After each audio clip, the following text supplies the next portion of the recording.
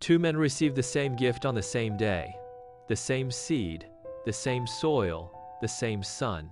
One man died wealthy beyond measure. His children's children never knew hunger.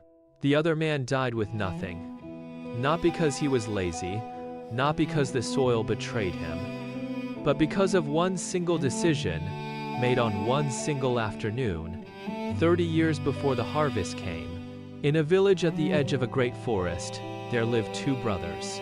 Amos the elder was careful with everything he touched. He walked slowly. He spoke even more slowly.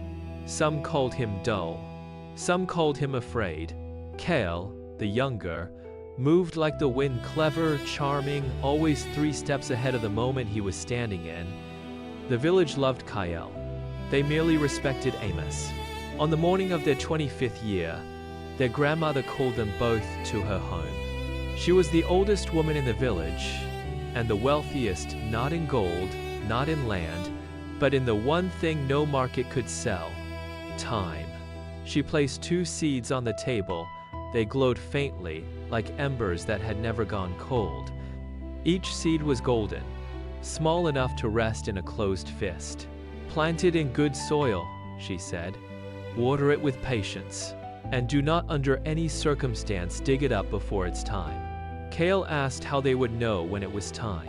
She looked at him the way wise people look at questions that already contain their answer. "You will want to dig it up long before it is ready," she said. "That wanting, that ache, is how you know it is working. The seed doubles itself every single year, but only if you leave it alone." Amos planted his seed the very next morning. Then he waited. Year 1, nothing visible above the soil. Year 2, a thin green thread, easy to miss.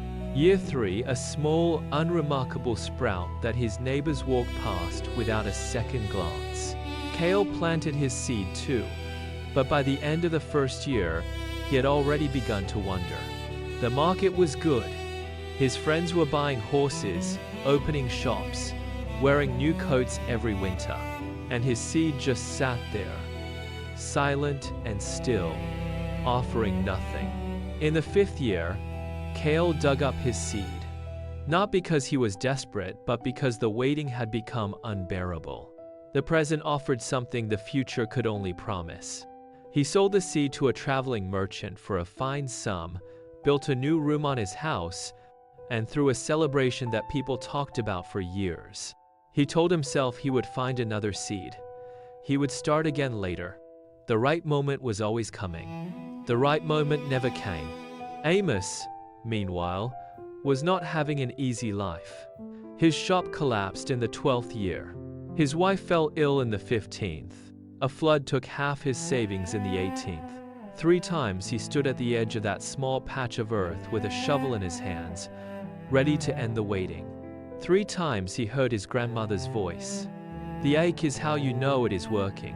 The 3rd time, in the 22nd year, he fell to his knees in the dirt and wept. He did not dig. In the 30th year, the seed became a tree. Not just any tree, a tree whose roots ran deeper than the village itself, whose branches reached 3 fields wide, whose fruit fell every season without being chased, without extra labor, without asking permission from anyone. Amos had not grown rich. He had grown irreversible. In year 1, the seed was worth 1 coin. In year 10, 1,000. In year 20, 1 million. In year 31 billion. Cael had sold 1 billion coins for the price of a new room and a party, not because he was foolish, because he could not see the tree inside the seed. When Cael came to see his brother's harvest, he did not come with anger. He came with a question. "How did you survive the waiting?" Amos looked at his hands, the same hands that had gripped that shovel in the dark, and said quietly, "I did not survive it, Cael. It survived me. Somewhere right now there is a seed in your hand. Maybe it is a small investment you started this year. Maybe it is a skill you have been building quietly, without applause. Maybe it is a habit so small it feels embarrassing to call it a plan. The tree does not care that you cannot see it yet. It is already doing the work. Time did the growing. Discipline did the guarding. The best time to plant was 30 years ago. The second best time is today, and today is enough. If Amos had come to you in year 22, shovel in hand, ready to give up, what would you have told him? Leave your answer below, because somewhere out there, someone is reading your comment at exactly that moment when they need it most. I will see you next Tuesday with the next seed.